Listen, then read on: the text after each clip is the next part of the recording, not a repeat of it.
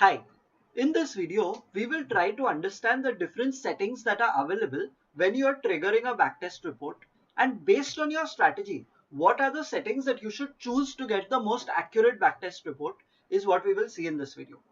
So whenever you build a strategy for yourself, you will find that there is a button called backtest.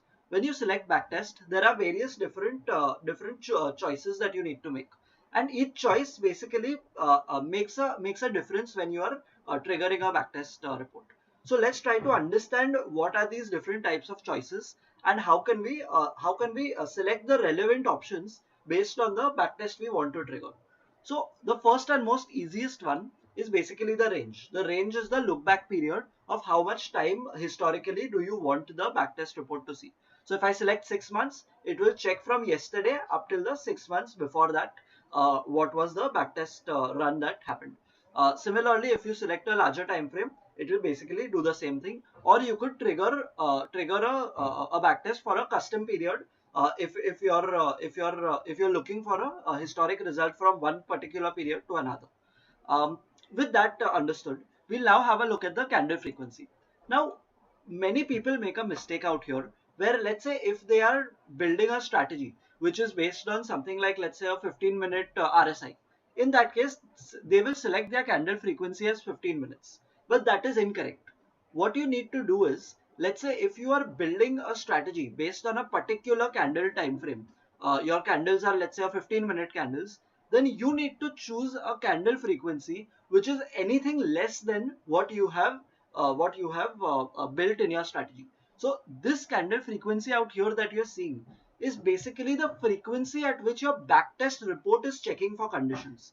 So when you select 1 minute, your backtest report is checking conditions every 1 minute, and it is not based on a 1 minute candle per se. So that is what you need to understand out here for the candle frequency.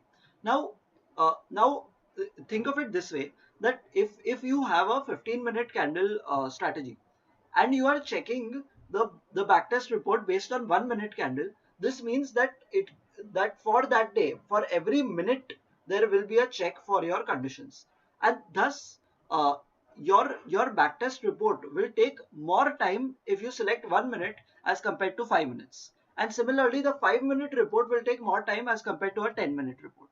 So depending on your what you want, if you want a more accurate report, you'd always select something like 1 minute, because it will have the highest amount of data that is being crunched out here. But if you're okay with a slightly inaccurate report, you could select something like 5 minutes or 10 minutes, provided your candle frequency is 15 minutes and so on. So anything less than the candle frequency is what you need to select based on your report, what you need. Then there is trade open price and trade close price. Now out here you will select trade open price when you are using some kind of a technical analysis. So let's say if I have a strategy that is built based on a -1 candle, so I have a crossover on the -1 candle. In such a case, I will want that my trade should basically be triggered upon the open price of the next candle. So that is the logic that I want to incorporate. So if you have any technical indicator which is checking on -1 candle, -2 candles, and so on, in that case you will always use a open price, because that will be the most accurate.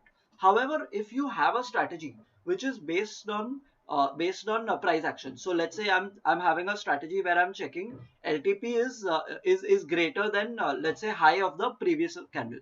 In this, I'm checking conditions based on LTP.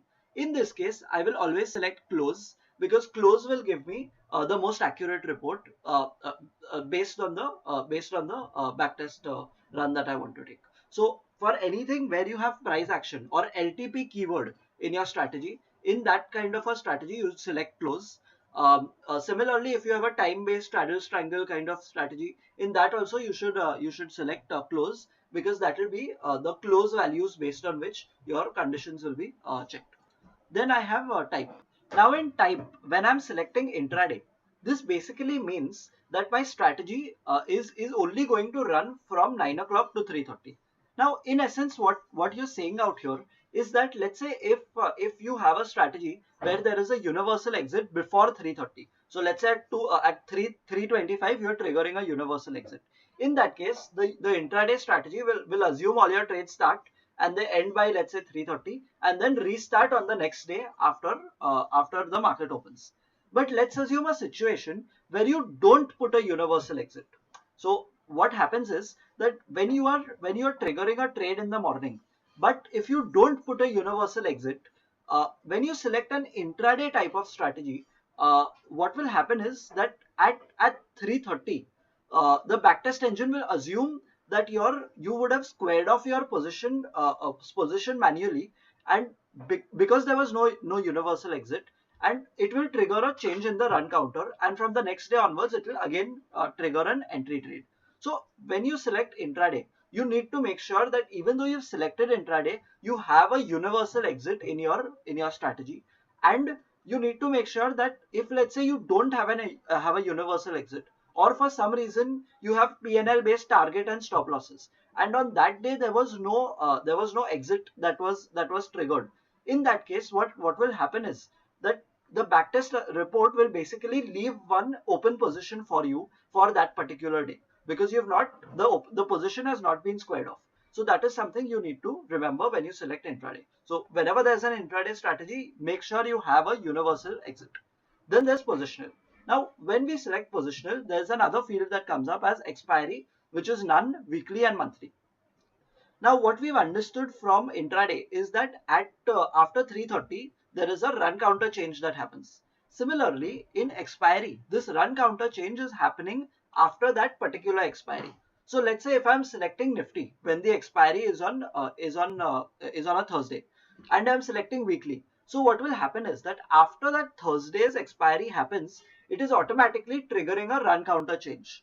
Now, think of a situation when I am having something like a calendar spread. In my calendar spread, if I select my type as positional and I select expiry as weekly, what will happen is that I am taking trades based on current week and next week instruments. But if I select weekly out here in my expiry, what will happen is that on that Thursday, even though there is an open position, my backtest report will trigger a run counter change, and from Friday onwards, it will take a new entry. So you need to remember that you select weekly only if you are making sure using universal exit that there is a universal exit that is being triggered on that Thursday of that particular month, that particular week.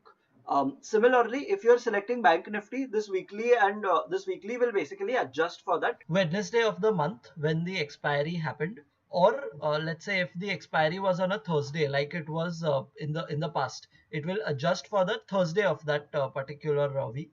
Also, the same happens for Fin Nifty. In case of a Fin Nifty instrument, the expiry will be treated as Tuesday of that particular month. Weekly expiry, regardless of what you're selecting. So that is when you select weekly, when you know that there is definitely not going to be an open position on that particular weekly expiry because of your universal exit.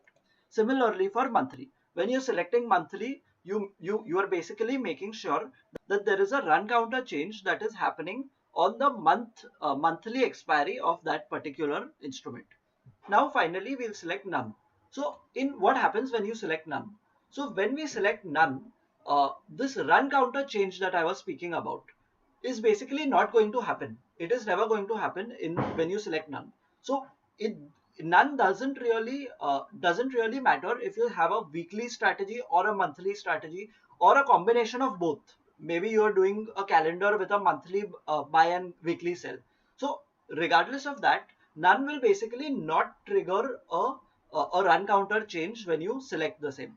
So in strategies where you have multiple different expiries that are trading at the same time, in that case it will be very important for you to select none and not weekly or monthly. Otherwise, upon the expiry, the run counter change will trigger, which is something that you don't need.